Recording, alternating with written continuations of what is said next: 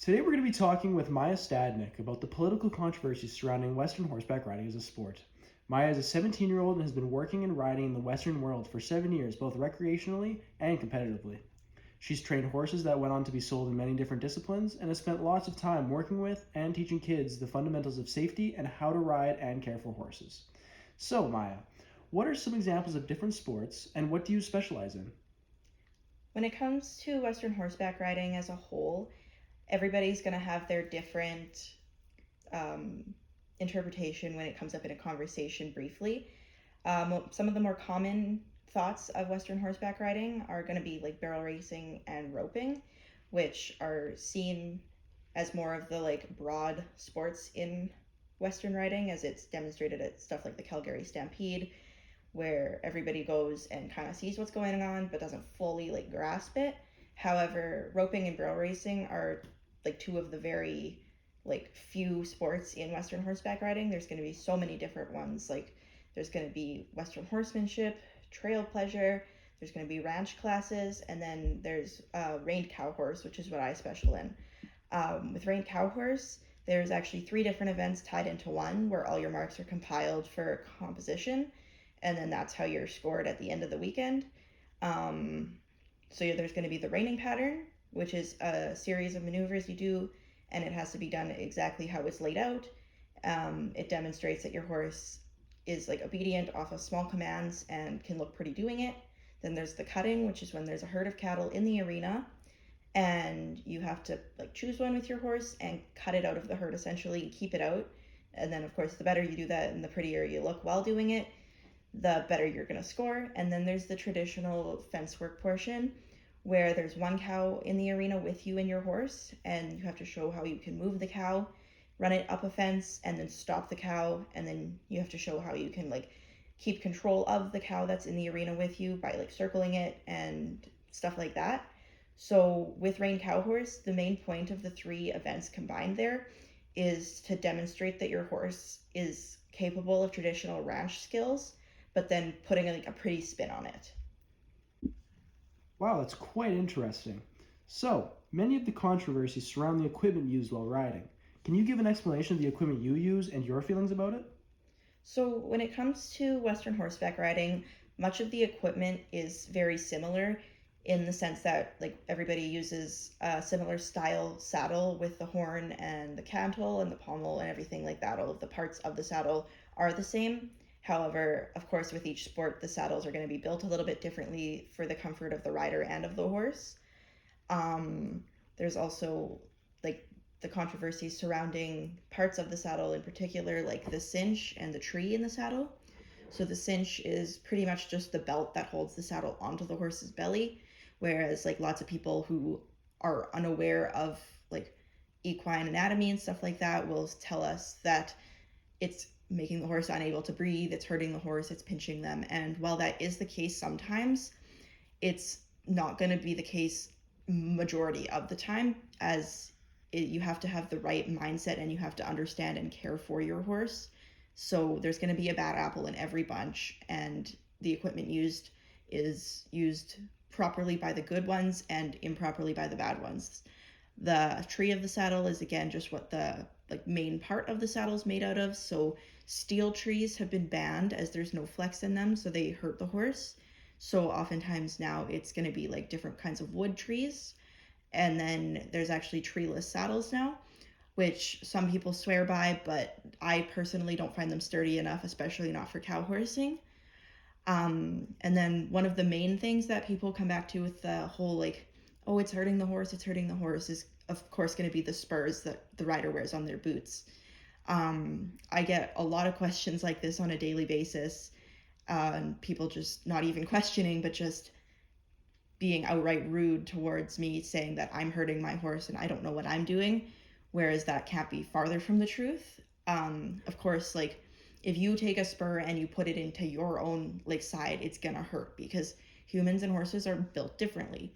Horses' skin is more like a hide than a skin. It is tough and it's thick, and that spur there, it's not like poking them and stabbing them. It's just creating a more centralized pressure point so that they understand what you're asking of them. And then, of course, like I said previously, There's going to be the bad apple in every bunch who wears the spurs too sharp, and they do hurt their horse and they do make their horses bleed, but that is like 1 in 1,000, 1 in 1,000,000 type of chance. Like everybody who works with horses and knows what they're doing and has the right mindset to be working with horses does everything properly. I always thought myself spurs looked quite sharp, so thank you very much for explaining that. So, as you've previously mentioned, there are going to be good and bad in everything, and the bad parts only exist if the person with the horse has the wrong priorities. Can you talk about the correct priorities and what kind of person it takes to have the right priorities? For sure. So when it comes to riding horses and working with horses as a career and just as a hobby in general, there's going to be people who care more about the horses, and then there's always going to be people who care more about the winning. There's has to be a fine line, and sometimes that line isn't so fine, where of course you want to care about winning. You're not going to competitions to lose all the time, but you can't be going there and then beating up on your horse if they don't mark as high as you expected them to, and they don't do as well as you had hoped. Like that's not always the horse's fault. Everybody has good and bad days, and so do our animals. That's just how it is. My personal belief is there is a very distinct difference between someone who calls themselves a rider and someone who is truly what we call a horseman. So a horseman cares about his horse, and he cares about everything that has to do with that horse, everything that horse eats. That horse is his priority. He's not thinking about what the horse is going to do at the competition that weekend. Of course, if there's things to work on, he's going to work on them and try to improve them because, as I said, everyone wants to win. But he has to understand, and he does understand as a horseman, that that's not realistic all the time, that you have to care about the horse more than yourself. The horse doesn't know that you're betting thousands of dollars on them in this competition. They don't know what their entries cost. They're just going in there and they're doing the work for you because they want it as bad as you do. Like that's what they're doing for you. Whereas a rider will show up to the arena, get on the horse, ride the horse. If the horse doesn't do what he's anticipating or wanting it to do, he'll train on the horse and kick the horse and work the horse until it can hardly breathe because his only priority is going in there and doing better than everyone else. He doesn't care nearly as much about what the horse's well-being is and what the horse is capable of itself. And that's something that I wish was talked about more within the equine community. Wow, that is quite insightful. So, coming back to the horseman versus rider conversation and having good intentions, what does being a horseman entail when it comes to lifestyle? Is being a Western rider sort of like a 9 to 5 job, or what kind of commitment does it actually require? So that's something else that a lot of people get like stuck on is the fact that being a rider, um, you can make it a 9 to 5 job. You can just pay attention to your horses between the hours you want to pay attention to them to. You can work them when you feel like it. However, that's not realistic, and that's not how you're going to build successful horses. Like that's not how your horse is going to grow and become better, and that's not how you're going to become better either. If you're not there with your horses in the good and the bad, it's not going to bode well for you. You're not going to make any strides for success. It's just going to be what it is, and then that's what people don't understand, hence why they end up getting so frustrated with the horse. Being a horseman, they understand that if you're going to be a horse owner and that's what you want to do for a living is ride horses, those horses have to be your priority 24/7. There's no option.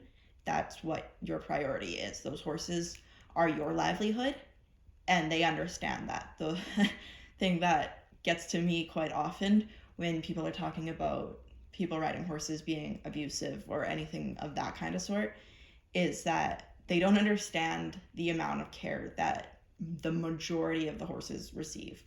Like, people will make jokes oftentimes saying, oh, my horses eat better than I do, but they're not kidding. Like, myself and many people that I know through the horse community spend like hundreds, if not close to $1,000 a month feeding their horses the correct supplements and vitamins and getting them the nutrients that they need and giving them the work that they require. And if things aren't going according to plan, they have to reroute and think about what they're doing. Sometimes they have to reevaluate diet plans. If a horse runs into a fence in the middle of the night, they have to be up and they have to be able to take care of that horse and give it the attention that it needs.